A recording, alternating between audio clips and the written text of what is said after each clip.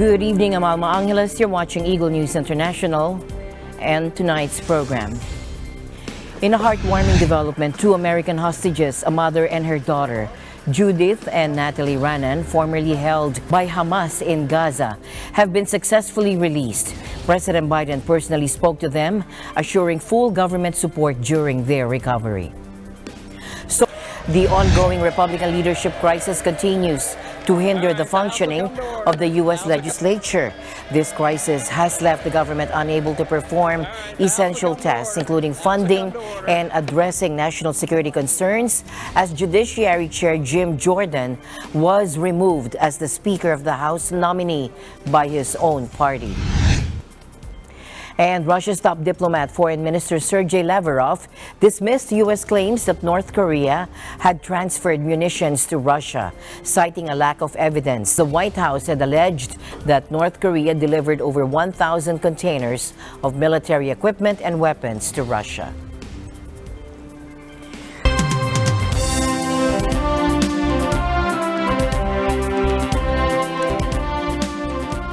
In a positive development, 2 American hostages, a mother and her daughter, Judith and Natalie Ranan, who were held by Hamas in Gaza, have been released.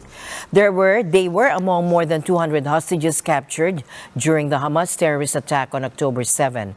President Biden has spoken to them and assured them of full government support during their recovery. While no specific details about their condition have been provided, Hamas has indicated that it's working with Qatar and Egypt to secure the release of civilian hostages, suggesting that more releases may follow. The pair was met at the Gaza border by an Israeli envoy and taken to a military base in central Israel, where their families are awaiting their arrival. Hamas has stated that it's collaborating with mediators to close the hostage file under appropriate security conditions, but hasn't disclosed its demands. Qatar, a significant aid donor to Gaza, played a role in mediating between Hamas and the U.S., facilitating the release after extensive communication among all involved parties. U.S. Secretary of State Antony Blinken has called for further releases immediately and unconditionally. But there are still 10 additional Americans who remain unaccounted for in this conflict. We know that some of them are being held hostage by Hamas, along with an estimated 200 other hostages held in Gaza. They include men, women, young boys, young girls, elderly people from many nations. Every single one of them should be released. Hostages should be released immediately and unconditionally. That's been our position from day one. It remains our position. The urgent work to free every single American, to free all other hostages, continues, as does our work to secure the safe passage out of Gaza for the Americans who are trapped there. In this particular instance, I want to thank the government of Qatar for their very important assistance. No family anywhere should have to experience this torture. Earlier today, there were promising signs of progress in the negotiations when Israel confirmed that the majority of the more than 200 hostages are still in Gaza. Among them, over 20 are minors, while between 10 and 20 are over 60 years old. This information strongly suggests that Israel has received proof of life and that the flow of information is increasing. Hamas is facing pressure both from Israeli airstrikes and Arab mediators in Gaza to release the hostages. What I shared with the families, as the President did as well, is that the entire United States government will work every minute of every day to secure their release, to bring their loved ones home. They have my solemn pledge, those who continue to have loved ones held hostage by Hamas, that we'll continue to do that, working as though these family members were our own. The U.S. President announced on Friday that he anticipates the initial aid shipment for Gaza to transit through the Rafah crossing in Egypt over the next 2 days. This arrangement was established to permit the entry of 20 trucks loaded with essential supplies for civilians. I got a commitment from the Israelis and the President of Egypt that the crossing would be open. The highway had to be repaved because it was very bad shape. And I believe that with the next 24 to 48 hours, the first 20 trucks will come across with aid. However, Michael Ryan, the World Health Organization's Director of Emergencies, expressed that the 20-truck deal proposed by President Biden was insufficient in addressing the massive demand for assistance. We acknowledge the suffering and the terror that was caused to the people of southern Israel and all over Israel last week. We can feel the fear and the fury. We acknowledge that. It's very important. There were savage attacks.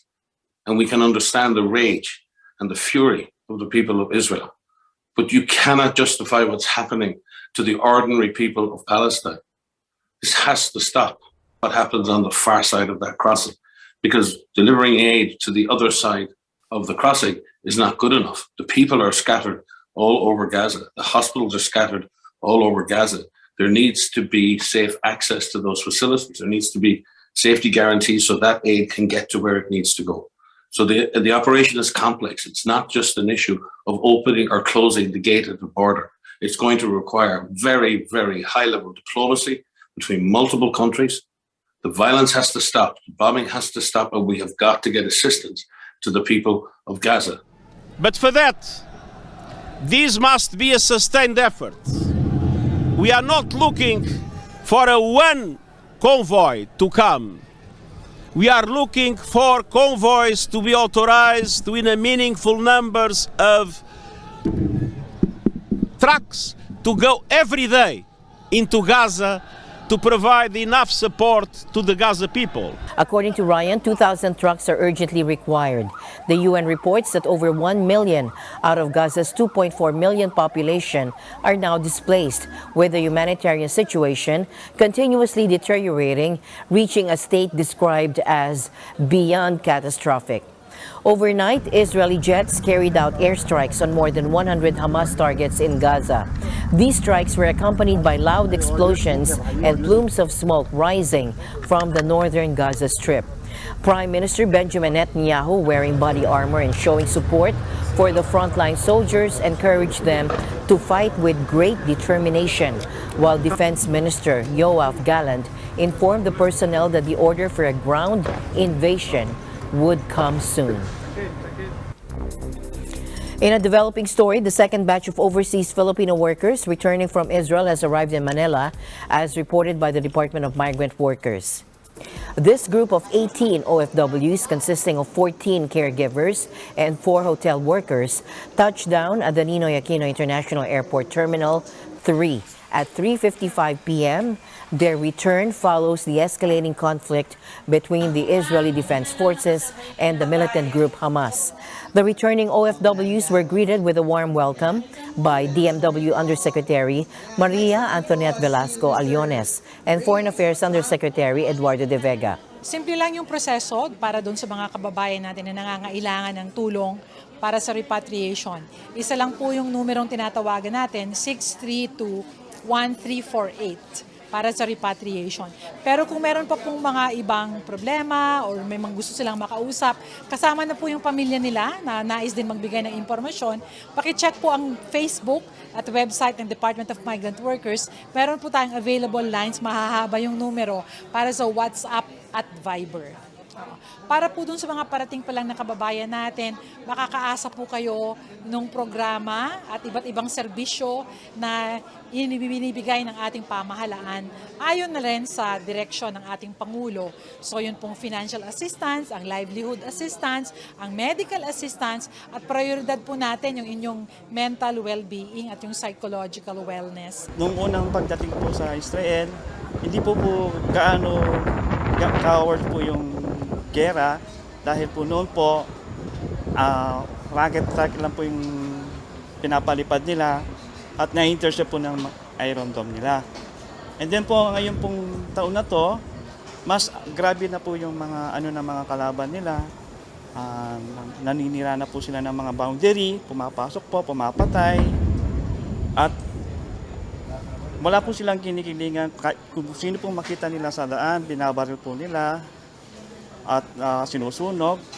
Kaya Nung nakita ko po yung programa ng ating pamahalaan, hindi po ako nagdalawang isip na magpa-repatriation dahil sa akin na rin pong kapakanan, sa akin rin pong mga seguridad. Kaya hindi po ako nagdalawang isip na humingin tulong sa ating gobyerno, lumapit, at yun po, nang dumating naman po yung gobyerno, tumulong naman po sa mga kapwa kung gustong magpa-repatriation na umuwi na sa Pilipinas. Kakatakot. Hindi namin nakalain na ganun kagrabe pa lang yung nangyari. Dahil nabigla kami madaling araw na may siren. Hindi namin expect yun.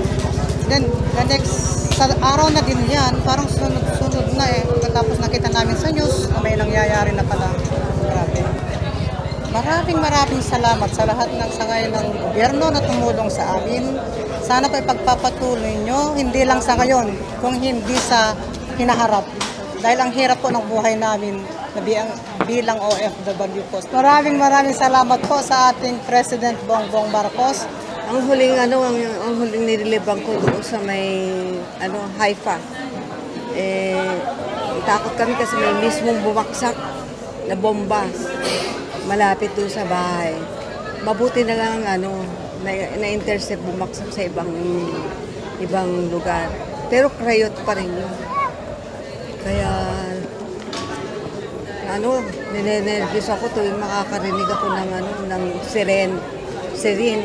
Dahil nag-aalala ko kung saan babaksak yun. Kaya nagkaroon na ako ng nervyos. Hindi ko akalain na nung ma-hospital ako, meron problema sa puso. Meanwhile, the Association of Southeast Asian Nations, or ASEAN, which includes the Philippines, issued a compelling call today amid the Middle East escalating violence. Thousands of civilian lives have been lost, including those from ASEAN nations. The ASEAN foreign ministers highlight the urgent ceasefire needed. ASEAN urgently calls for a ceasefire to halt the escalating hostilities, also the creation of humanitarian corridors. They seek the establishment of rapid, unimpeded humanitarian corridors to ensure swift aid delivery to those in need. The protection of civilians, ensuring the safety of all, including ASEAN nationals, as a top priority. They are demanding the immediate, unconditional release of all hostages. ASEAN appeals to the international community to promote the peace process between Israel and Palestine to achieve lasting stability. ASEAN, comprising of Brunei, Cambodia, Indonesia, Laos, Malaysia, Myanmar, the Philippines, Singapore, Thailand, and Vietnam, expresses unity and shared concern. Chaos has erupted on Capitol Hill as Judiciary Chair Jim Jordan was removed as the nominee for the next Speaker of the House by members of his own party.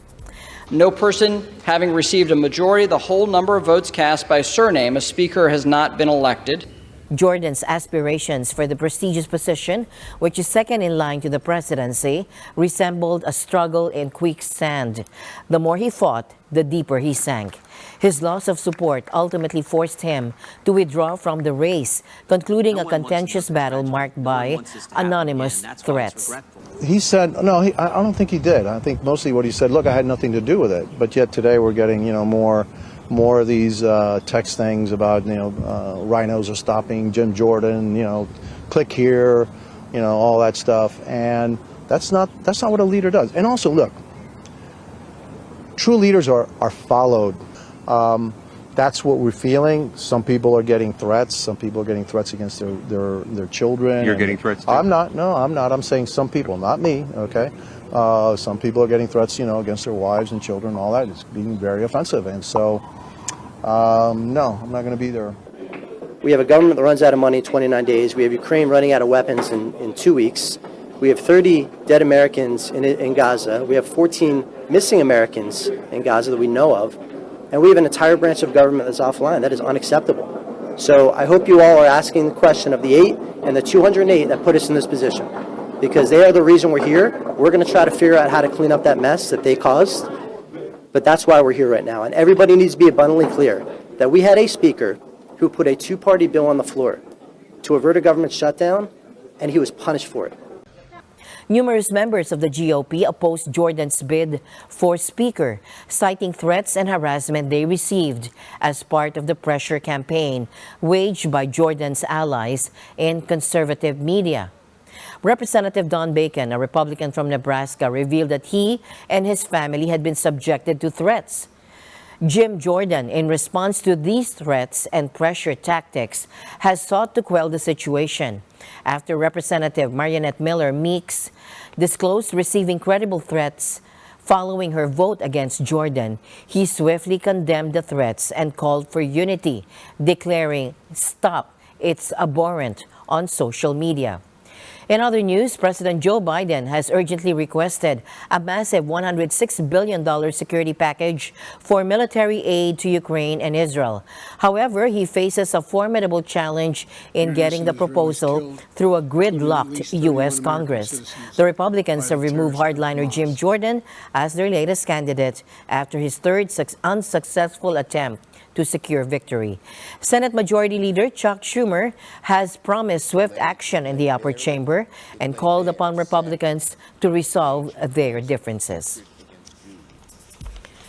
In other news tonight, the Kremlin strongly criticized an address made by U.S. President Joe Biden in which he drew parallels between Russia and Hamas and referred to Vladimir Putin as a tyrant. Hamas and Putin represent different threats, but they share this in common.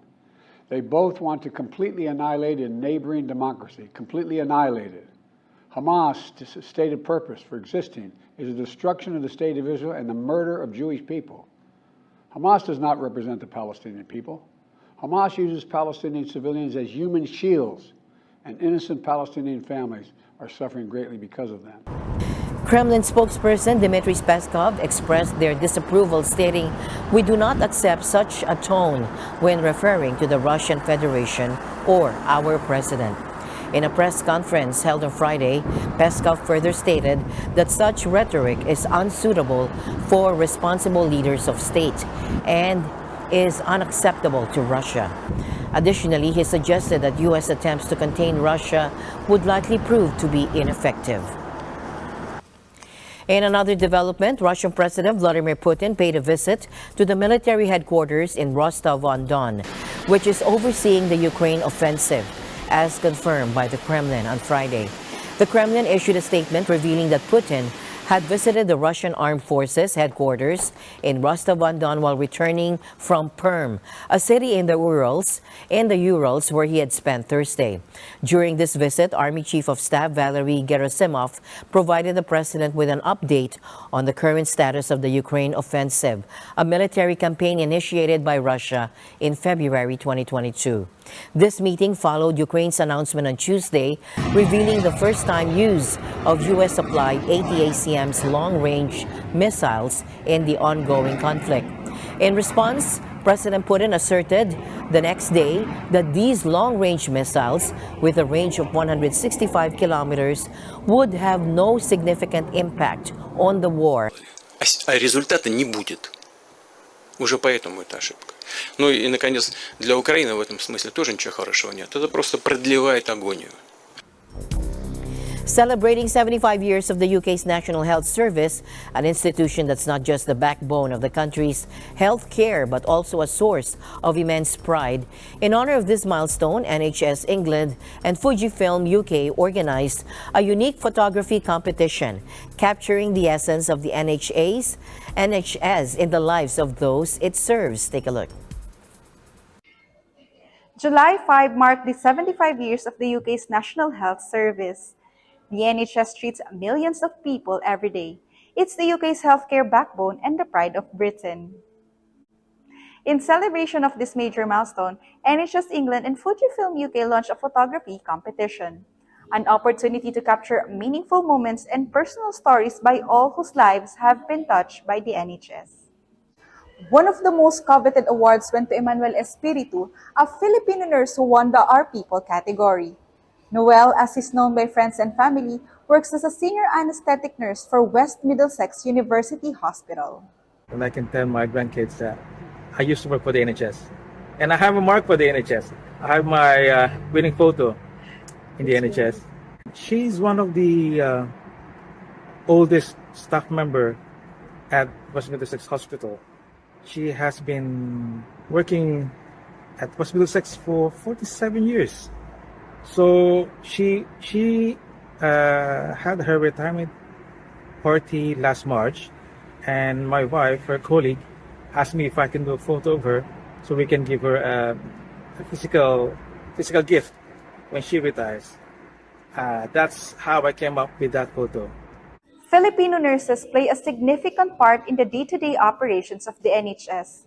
International demand for nurses is on the rise, with the Philippines being the biggest exporter of nurses in the world. An estimated 30,000 Filipinos work in the NHS, making it the third largest ethnic group in their workforce. During the height of the pandemic, the momentous breakthrough of the COVID-19 vaccine was first administered by a Filipino nurse, May Parsons, a veteran nurse of 17 years in the NHS. Far from home in their families and often working long shifts, Filipino nurses in the UK are not without their personal struggles. Masking their own homesickness by working long hours, often to sustain the financial needs of their loved ones back in the Philippines, and of course, saving up for an opportunity to fly back home for short vacations. Known for their resilience, compassion, and hardworking nature, the Filipino nurses are certainly part of a huge team of dedicated workers, making a positive difference in the lives of many patients and the pride of the healthcare industry, not only in the UK, but around the world. Nursing is not just about doing all these technical stuffs, but also being someone who get to support your patient physically, emotionally, even mentally, and spiritually. Being raised as a good Filipino, so I just add in the good things about other people's culture and subtract the bad things, and that's how I go on with my life here. 3 words that does describe a Filipino nurse for me is, number 1, resilient, hardworking, and loving. I am Sara Alcantara, London Bureau. Stay alert, for we live in extraordinary times. As always, I'll end the day on a thoughtful note. Our ability to look back and smile at our past is proof that God's plan is to keep us moving forward. This has been Eagle News International. I'm Alma Angela. Stay alert, stay informed, because we live in extraordinary times. Good night.